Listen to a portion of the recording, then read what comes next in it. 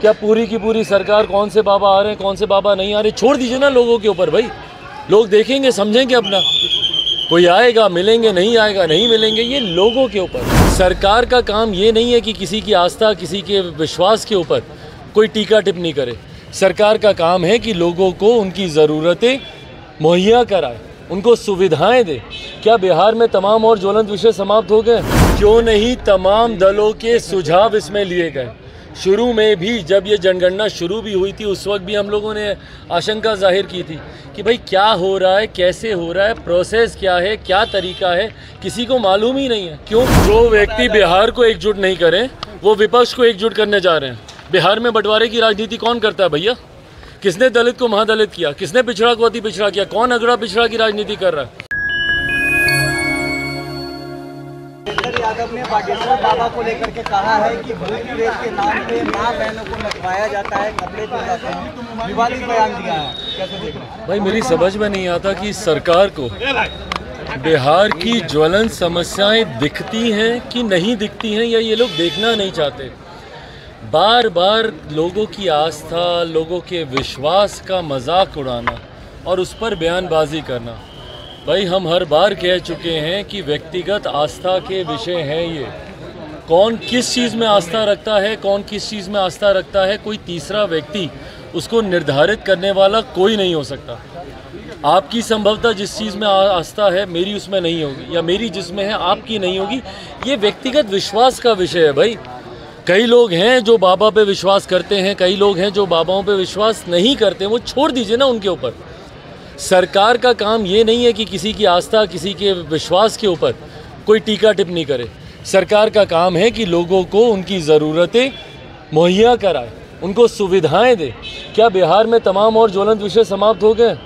क्या पूरी की पूरी सरकार कौन से बाबा आ रहे हैं कौन से बाबा नहीं आ रहे, छोड़ दीजिए ना लोगों के ऊपर भाई। लोग देखेंगे समझेंगे अपना, कोई आएगा मिलेंगे, नहीं आएगा नहीं मिलेंगे, ये लोगों के ऊपर है। पर जब सरकार जब इसमें हस्तक्षेप करने लगती है तो ये दर्शाता है, पूर्णतः ये दर्शाता है कि सरकार ज्वलंत विषयों से ध्यान भटकाने के लिए इस तरीके की बयानबाजी कर रही है जो सरासर गलत है। पटना हाई कोर्ट ने कास्ट सर्वे पर स्टे लगा दिया है, इसको लेकर बिहार सरकार ने रिट पिटीशन डाला है कि जल्दी सुनवाई हो। हाँ, रिट पिटीशन अब इनको डालने का याद आ रहा है ना कि जल्दी सुनवाई हो। भाई हम लोग शुरू से कहते आ रहे हैं कि जातीय जनगणना का हम लोग समर्थन करते हैं, और ऐसे दल जो इसका समर्थन करते हैं, क्यों नहीं सर्वदलीय बैठक बुलाई गई? क्यों नहीं तमाम दलों के सुझाव इसमें लिए गए? शुरू में भी जब ये जनगणना शुरू भी हुई थी उस वक्त भी हम लोगों ने आशंका जाहिर की थी कि भाई क्या हो रहा है, कैसे हो रहा है, प्रोसेस क्या है, क्या तरीका है, किसी को मालूम ही नहीं है। क्यों? क्योंकि मुख्यमंत्री Nitish Kumar ji single man army की तरह काम करते हैं। किसी से राय मशवरा सुझाव लेना वो ज़रूरी ही नहीं समझते हैं, और यही संभवतः कारण होगा कि इसका स्वरूप इतना कमज़ोर तैयार किया गया है कि सरकार अपने पक्ष को न्यायालय के समक्ष मजबूती से रख ही नहीं पाई होगी, और परिणाम स्वरूप न्यायालय ने इसके ऊपर अंतरिम रोक लगा दी है। अब देखते हैं कि भाई अब आने वाले दिनों में सरकार की मंशा अगर रहती तो इसको और मजबूती से करती ना।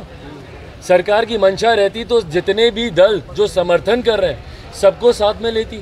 सरकार की मंशा रहती तो सर्वदलीय बैठक इसके ऊपर बुलाती। ये सिर्फ दिखावे की राजनीति है भैया।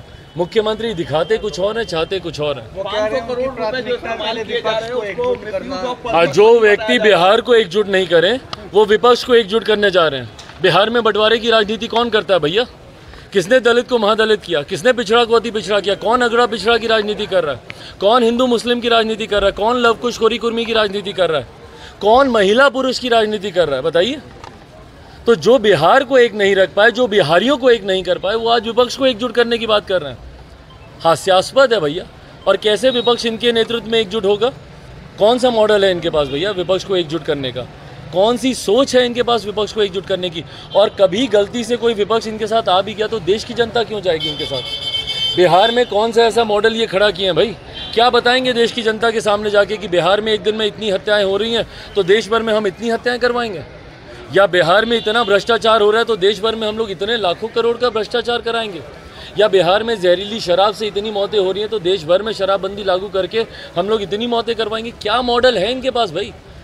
जिनके प्रदेश में पुल हवा से गिर जाते हों, जिनके प्रदेश में बांध चूहे कुतर जाते हों, उस प्रदेश का कौन सा मॉडल मुख्यमंत्री जी लेकर जाएंगे जहां पे हर जात पात धर्म मजहब के लोग आज की तारीख में सड़क पे हैं और हर समस्या का समाधान जिनके पास लाठी हो, तो उनको देश अपना नेतृत्व क्यों स्वीकार करने देगा, बताइए। कर्नाटका में बजरंग दल को बैन करने की बात कांग्रेस ने मैनिफेस्टो में डाली और उसके बाद अब बिहार में जेडीयू के सांसद भी मांग कर रहे हैं कि इसको बैन किया जाए। हाँ तो भाई मांग क्या कर रहे हैं, आपकी सरकार है, करके दिखाइए, हिम्मत है तो करके दिखाइए।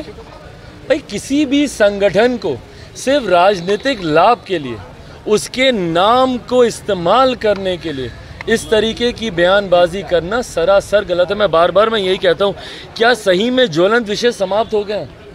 कर्नाटका में क्या और कोई विषय नहीं रहा विपक्ष में होने के बावजूद कांग्रेस के पास कि भाई आप इस तरीके के विषय को आप उठाएंगे? क्या कर्नाटका में बाकी तमाम समस्याओं का समाधान हो गया? और आज आपको कर्नाटका सुनाई दिया तो तुरंत यहाँ पे विपक्ष के लोग शुरू हो गए कि भाई बिहार में भी घटना बताइए ना, किस आधार पर आप ये करना चाहते हैं, क्यों करना चाहते हैं भैया? क्योंकि एक राजनीतिक लाभ लेने का प्रयास एक विपक्ष का घटक दल कर्नाटका में कर रहा है, तो इसीलिए बाकी के भी जो विपक्ष के दल हैं वो बहती गंगा में हाथ धोना चाहते हैं। इसीलिए भैया बिहार में भी इसको बैन कर दिया जाए। कुछ आधार है किसी चीज़ को बैन करने का, या आए गए कल को जो आपका मन करेगा आप करेंगे? तानाशाही की सरकार चला रहे हैं या लोकतंत्र की सरकार चला रहे हैं? इस तरीके से अगर तानाशाही है तो सही मायनों में जो मुख्यमंत्री बोलते हैं लोकतंत्र की हत्या हो रही है। लोकतंत्र की हत्या मुख्यमंत्री जी इसको बोलते हैं, जहाँ पे किसी भी संगठन को बैन करने की सिफारिश कर दी जाती है, आपके दल के नेताओं के द्वारा मांग उठा दी जाती है बिना किसी आधार पे, इसको कहते हैं लोकतंत्र की हत्या। लोकतंत्र की हत्या 2017 में आपने की थी, जब जनादेश का अपमान करके आपने दूसरी वैकल्पिक सरकार बना ली थी, और 2015 के जनादेश का अपमान किया था। लोकतंत्र की हत्या आज आप कर रहे हैं। जनादेश एनडीए के लिए था, महागठबंधन के सरकार के साथ आप सरकार चला रहे हैं। ये तमाम परिणाम, ये तमाम प्रमाण हैं कि कैसे मुख्यमंत्री नीतीश कुमार जी लोकतंत्र की हत्या करते हैं, कैसे नीतीश कुमार जी की लोकतंत्र विरोधी सोच रही है।